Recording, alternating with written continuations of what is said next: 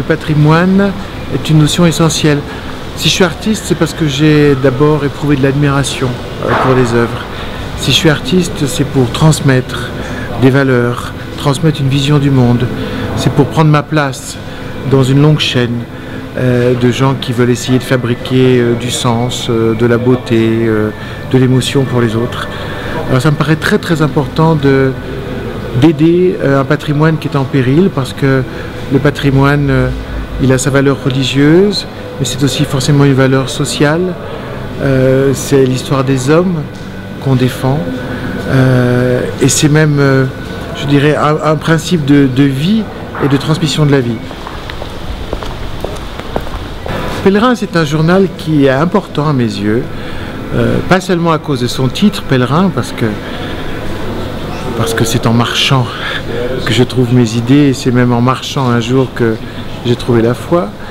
Mais c'est un journal important parce que je trouve qu'il incarne un christianisme qui se pose des questions, un christianisme qui interroge la société, qui essaye de la lire à travers ses catégories et d'une façon plurielle, d'une façon intelligente.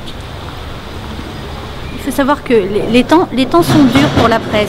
Et depuis 23 ans que nous soutenons les bénévoles en région, notre concours a agrégé de nombreux mécènes généreux, des partenaires sans lesquels le prix, le concours Un patrimoine pour demain ne serait pas ce qu'il est aujourd'hui. Je vais tous les citer, du plus ancien au plus récent.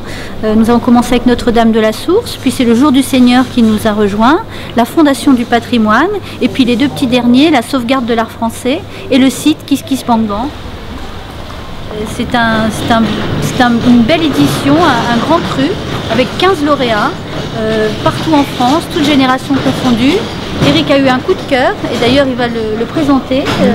C'est une fresque de la chapelle de l'hôpital de Rambouillet. Pour nous, c'est l'occasion de marquer notre attachement à un patrimoine fragile, qui est le patrimoine hospitalier. Vous savez qu'avec les regroupements d'établissements aujourd'hui, il y a beaucoup d'hôpitaux qui ferment, et c'est tout un patrimoine qui est souvent laissé en déshérence.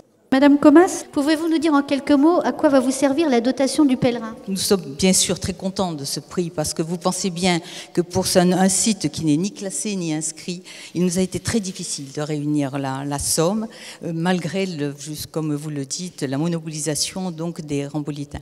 Mais ce prix va nous permettre de finaliser justement cette restauration.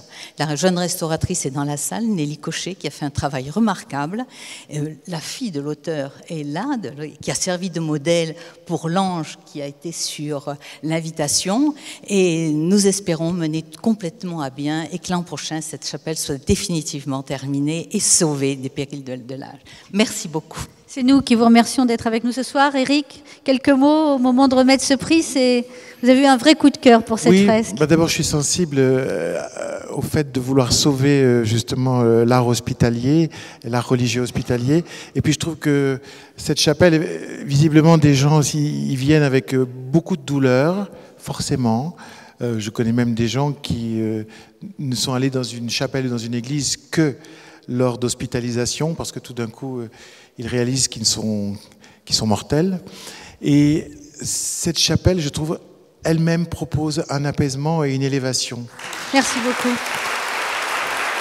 Un trio de jeunes créateurs a imaginé le mobilier de la maison d'église Saint-François de Sales à Boulogne-Billancourt. Dans un sens, la création d'aujourd'hui, c'est aussi le patrimoine de demain. Et tous dans le jury, enfin, nous avons été sensibles dans ce projet à la fois à la sobriété du design et aussi à la qualité, à la sensibilité émanant des matériaux. Donc c'est, je crois, une très belle réalisation à venir. Alors messieurs, vous disposez de 8 mois pour tailler la pierre de Volvic et l'obsidienne dans vos ateliers de la Creuse. Comment allez-vous relever ce défi artistique et spirituel qui vous a tant inspiré ? Donc aujourd'hui, on a la plupart des dessins qui sont établis, qu'on a affinés avec l'équipe du diocèse notamment, et des maisons de la Maison des Familles aussi. On a encore quelques détails à régler, et puis une fois que le dessin sera fait, il restera presque tout à faire. Donc on va notamment aller choisir la pierre de Volvic dans le Puy-de-Dôme, le chêne également, il viendra probablement de l'Allier, peut-être, quelque chose comme ça. Pour le verre c'est un peu différent parce que, enfin, notamment l'obsidienne, le verre noir, on l'a déjà en fait, c'était des anciens tableaux d'école. Et puis on va commencer à créer avec tout ça. Nous sommes très heureux de vous remettre ce prix parce que c'est votre première œuvre d'église, de mobilier liturgique. J'espère qu'il y en aura beaucoup d'autres. Donc, Pèlerin dit que le patrimoine est la nouvelle passion de la jeunesse. Vous le prouvez. Merci, bravo à tous les trois et bonne chance, messieurs. Philippe, l'intérieur de ce monument funéraire est tapissé d'un incroyable décor Art Nouveau. Effectivement. Alors, en introduction, tout à l'heure, j'évoquais les pépites que ce concours nous permet de découvrir chaque année. Bon, indiscutablement, on est en présence de l'une d'elles. C'est l'œuvre de la collaboration d'artistes, en fait. Un architecte qui s'appelait Octave Courtois-Suffy, qui est un pur produit de cette école des Beaux-Arts où nous nous trouvons aujourd'hui, puisqu'il a obtenu le second Grand Prix de Rome en 1882. Ensuite, il a fait une belle carrière officielle. Il a été inspecteur des bâtiments civils et palais nationaux. L'architecture extérieure est belle, elle est monumentale, un peu austère, mais à l'intérieur, eh bien, c'est la profusion des matériaux luxueux, l'onyx, les marbres. Merci à la Fondation du patrimoine parce que les 3 000 € que nous allons recevoir vont nous permettre de remettre en place 7 plaques de marbre. Et puis ensuite, il nous restera les mosaïques. Alors les mosaïques, vous voyez, j'en ai toujours une dans ma poche, une petite mosaïque dorée. Hein. Il y en a des milliers, je sais pas si peut-être des millions. Et là, il y aura énormément de travail. Nous descendons dans l'Aveyron, à Golignac, étape des chemins de Compostelle, entre Estaing et Conques, pour découvrir une émouvante croix du pèlerin rongée par les siècles. À Golignac vous accueille donc cette croix avec sur le fût un petit bonhomme très, très érodé qui tient un bourdon, c'est-à-dire le bâton du pèlerin qui est au moins aussi grand que lui. Et ce pèlerin du XVe siècle, eh bien, on a l'impression qu'il envoie un salut fraternel aux pèlerins d'aujourd'hui. Madame Couder, la dotation va vous permettre non pas de restaurer cette croix ancienne qui va être mise à l'abri, mais d'en commander une copie. Comment est-ce que vous allez procéder ?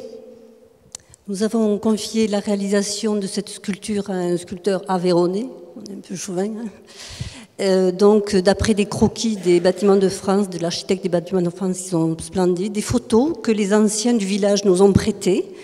Et donc nous allons essayer de réaliser une copie de cette croix au plus près de ce qu'elle était au XVe siècle. Un grand bravo. Je vous propose une balade nature à Crécy-Couvée en Eure-et-Loire. Ce projet a la particularité d'avoir été conçu pour être accessible à tous, que ce soit aux personnes en situation de handicap ou non. Il est constitué de différentes chambres végétales qui accueillent des œuvres d'art, des artisans d'art. Et il invite ses visiteurs à s'interroger sur la façon dont ils utilisent leurs sens et également sur la façon dont ils les utiliseraient s'ils étaient privés de l'un de leurs sens. Eh bien, on a eu la chance de nous rencontrer, en tout cas de faire la connaissance de KikiSbankBank. Je trouve que c'est un projet assez génial. C'est une réalisation géniale qui permet à chacun de donner pour pouvoir, comme nous, réaliser des projets qui nous tiennent à cœur, à savoir avoir du matériel, des équipements pour des personnes qui n'ont pas la possibilité d'entendre comme nous pourrions l'entendre, et bénéficier ainsi de toutes les manifestations que nous organisons et des ateliers que nous faisons. Je vous montre tout de suite la page du projet, puisque le prix KikiSbankBank, finalement, c'est le prix du public. C'est à vous tous de financer ce projet.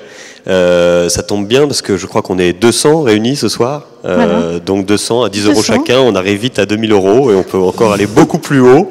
Vous voyez que la collecte est déjà à 500 € sur 7000 €. Ça va vite, il faut continuer et certainement les lecteurs de pèlerins seront certainement nombreux au rendez-vous. Merci à tous les trois. Pauline, vous êtes jeune mais pas débutante du tout. Vous êtes déjà portée au secours des fresques en Turquie, en Syrie, à Monaco, à Paris. Et grâce à notre prix, vous allez transformer un petit van en atelier. les restaurateurs sont mobiles, surtout en peinture murale, en restauration de peinture murale, où par définition les murs sont là où ils sont et c'est nous qui nous déplaçons vers les murs. Donc voilà, le prix que je reçois aujourd'hui va me permettre moi de m'inscrire dans cette dynamique professionnelle qui me tient vraiment à cœur. Bravo Pauline, nous sommes très heureux de vous soutenir. Georges Sannereau, vous remettez le plus beau prix, celui de l'avenir. Voilà, oui, je suis toujours très ému de remettre ce prix, un prix du jeune artiste, du jeune artisan, et puis particulièrement aussi heureux d'encourager cette mobilité au service de votre passion, de votre talent. Comme vous l'avez dit, j'espère qu'on va participer un peu à la découverte avec vous de nos régions et de leurs chefs-d'œuvre.